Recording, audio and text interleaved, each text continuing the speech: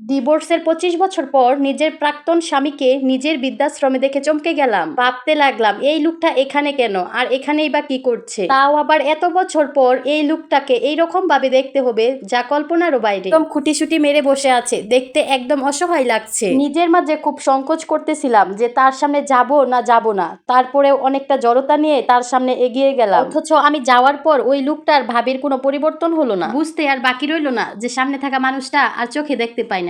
২৭ বছর আগে আমাদের বিয়ে হয়েছিল, বেশ ভালোভাবে আমাদের সংসার চলতেছিল। যেহেতু জয়েন্ট ফ্যামিলি ছিল, এজন্য আমরা সবাই একসঙ্গে থাকতাম। খুব শান্ত স্বভাব থাকার কারণে সবার সঙ্গে আমার সম্পর্কটা ভালোই ছিল। বাড়ির সবাই আমাকে খুব ভালোবাসতো। আমাদের বিয়ের যখন ২ বছর পার হয়ে যায়, তখন আমার শ্বশুর বাড়ির সবাই আমাকে নানা দিক দিয়ে চাপ দিতে থাকতো। তারপর আমরা অনেক ধরনের ডাক্তার দেখাই, সবশেষে জানতে পারি যে আমি কখনো মা হতে পারবো না। এরপর থেকে শুরু হয় শ্বশুর বাড়ির মানসিক যন্ত্রণা। তবুও আমি চুপ ছিলাম, কাউকে কিছু বলতাম না। শুধু আমি জানতাম যে আমার ভালোবাসার মানুষটা তো আমার সঙ্গে আছে, কিন্তু সুখ নামক বস্তু মনে হয় সবসময় কপালে আর সয় না। আমার ক্ষেত্রেও তার বিপরীত কিছু হলো না। আমার স্বামীও তখন আমার থেকে দূরত্ব বাড়িয়ে নিল, তবুও আমি নিজেকে মানিয়ে নিতাম যে মানুষটা হয়তো মনের কষ্টে এইরকম করতেছে। কিন্তু আমার পক্ষে যখন আমার শ্বশুর বাড়িতে থাকাটা কষ্টদায়ক হয়ে যাচ্ছিল, তখন আমি ভাবলাম যে কিছুদিন বাপের বাড়িতে গিয়ে থাকবো, এতে হয়তো পরিবেশটা একটু শান্ত হবে। কিন্তু যেই দিন আমি আমার স্বামীকে আমার বাপের বাড়ির বিষয়ে জানালাম, কিন্তু তখন সে আমাকে কোনো উত্তর দিল না। তবে আমি মনে মনে ভাবছি, আগে যখন আমি বাবার বাড়ির কথা বলতাম তখন মনটা একদম কালো করে ফেলতো, এবার তার মধ্যে কোনো রকম পরিবর্তনই হলো না। আর এইদিকে আমি যখন আমার বাবার বাড়িতে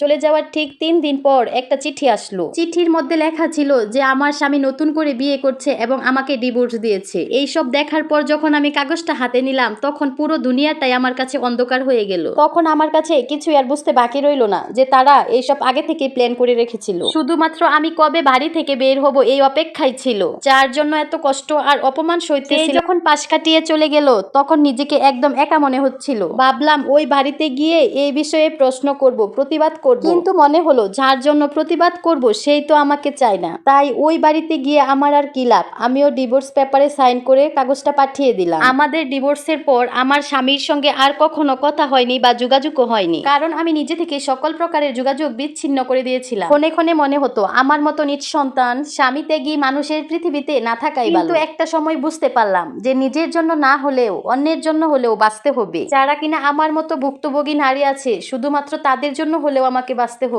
হবে ওইসব সন্তানদের জন্য যারা পরিচয়হীন ভাবে পৃথিবীতে বড় হচ্ছে। পেছনে ফেলে আসা মানুষগুলোর প্রতি আমার আর কোনো অভিযোগ রইল না। আমি নিজে মনে মনে প্রতিজ্ঞা করলাম যে ওইসব মানুষদের জন্য জীবনে বড় হব যারা কিনা তাদের ফ্যামিলি, আত্মীয় স্বজন এবং প্রিয় মানুষের কাছে অবহেলিত। তারপর আমি অতীতকে ভুলে কঠোর পরিশ্রম করে জীবনে প্রতিষ্ঠিত হলাম আর বিভিন্ন জায়গায় তৈরি করলাম বৃদ্ধাশ্রম, এতিমখানা। আর এইদিকে দেখেন ভাগ্যের কি নির্মম পরিহাস।